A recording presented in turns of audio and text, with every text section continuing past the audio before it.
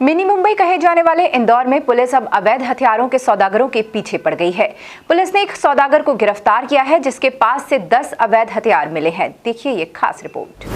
हथियारों के सौदागरों पर निशाना, पुलिस के टारगेट पर आए हथियारों के सौदागर।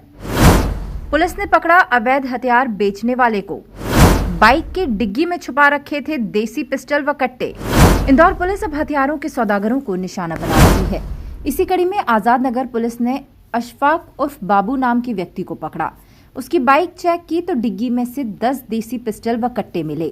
मामले में आईजी हरिनारायण चारी मिश्र ने कहा कि आरोपी से मिली जानकारी के बाद विभिन्न बिंदुओं पर जांच की जा रही है। ऑर्गेनाइज्ड संगठित अपराधों के विरुद्ध जैसे हम जान रहे हैं कि एक बड़ा लगातार अभियान चल रहा है और उसमें लगातार पुलिस कार्रवाई कर रही है।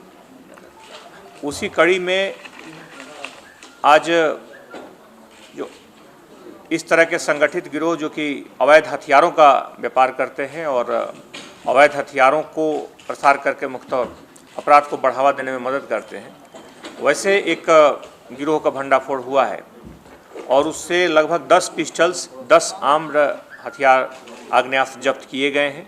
साथ ही साथ उससे 12 कारतूस भी जब्त किए गए हैं और मुख्य तौर पर यह गंधवानी के एक जगह से इनके लाए जाने की सूचना है। उस कड़ी को भी पुलिस तलाश कर रही है। उस कड़ी के बारे में भी जानकारियाँ मिली हैं। पिछले दिनों भी अगर हम 3-4 माह पूर्व करें तो पुलिस ने एक खेप में 70 से ज़्यादा पिस्टल्स पकड़ी थी और उसमें एक इस तरह की बड़ी खेप पुलिस ने जब्त किया था। इस कड़ी में चूँकि पीछे की जानकारियाँ लगी हैं, कई जानकारियाँ उसमें हाथ में लगी हैं, तो पुलिस आने वाले दिनों में उस पर भी कार्रवाई करके इसकी जड़ तक पहुँचेगी। इधर पुलिस ने सराफा में हुई 50 लाख के सोने की चोरी का भी खुलासा करते हुए आरोपियों को गिरफ्तार कर लिया है। पिछले दिनों सराफा में तलघर में बने हुए कुछ दुकानों में एक सोने की कई किलो सोने की चोरी हो गई थी, जो कि पुलिस के लिए एक बड़ी चुनौती थी क्योंकि उसमें प्रारंभिक कोई भी साक्ष्य नहीं था। उसमें पुलिस ने काफ़ी वैज्ञानिक तरीके से अनुसंधान जारी रखा।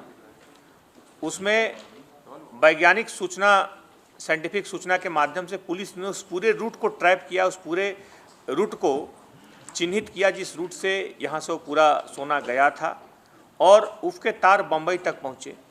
उससे पूरी जानकारियाँ निकाली गई और उन जानकारियों के आधार पर अंततः पुलिस ने उन आरोपियों को पकड़ लिया है जिन्होंने इस पूरी घटना को अंजाम दिया। जिस तरीके से उन्होंने प्लान करके इस पूरी घटना का पूरी तरीके से अंजाम दिया, उसमें पूरे मॉडस ऑपरेंडी को भी पुलिस ने ढूंढा है और साथ ही साथ उसमें जो आरोपी हैं उनसे जिन लोगों को बेचा है उन्हें भी आइडेंटिफाई किया गया है, क्योंकि सोना ले जाने के बाद उन्होंने अलग अलग जगहों पर बेच दिया है। उसको लेकर के पुलिस जांच कर रही है। आरोपियों ने पूरे मामले को उन्होंने कबूला, उन्होंने स्वीकार किया है कि उन्होंने घटना की है।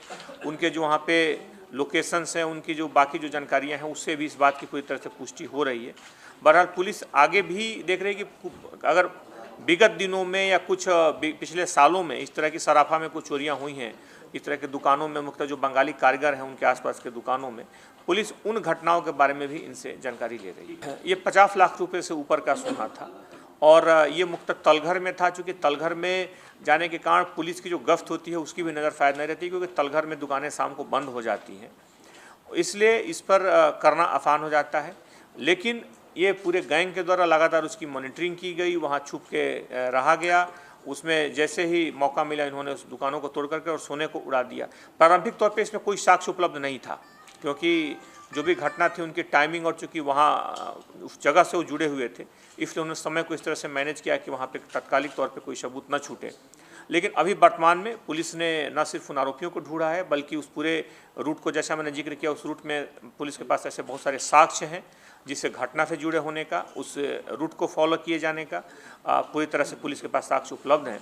अब पुलिस उन लोगों से पूछताछ करेगी जिनको इन्होंने बेचा है। आरोपियों ने घटना को पूरी तरह से कबूल भी किया। इसमें आरोपी जो हैं अभी 2 पकड़े गए हैं, बाकी इसमें अभी 1-2 आरोपी और गिरफ्तार होंगे और साथ ही साथ जिन्होंने सोने को खरीदा है उनके लिए भी कुछ, ये उनके साथी हैं। ये मुख्य जो चोरी हुई थी वो बंगाली कारीगर के यहाँ से चोरी हुई थी, जिनके यहाँ से जो इसमें फरियादी थे वो बंगाली कारीगर थे और बहुत सारे लोगों से सोना लेकर के उसको वो अलग अलग तरीक़ों से उसे बनाते हैं आभूषणों के रूप में।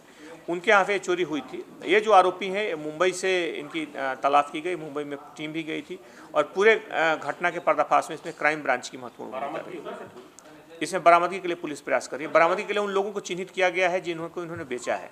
बहरहाल देखें तो पुलिस लगातार अपराधियों पर कार्रवाई कर उन्हें पकड़ रही है, जिससे अपराधियों में डर का माहौल बन गया है। Bureau report, MP news, Indore.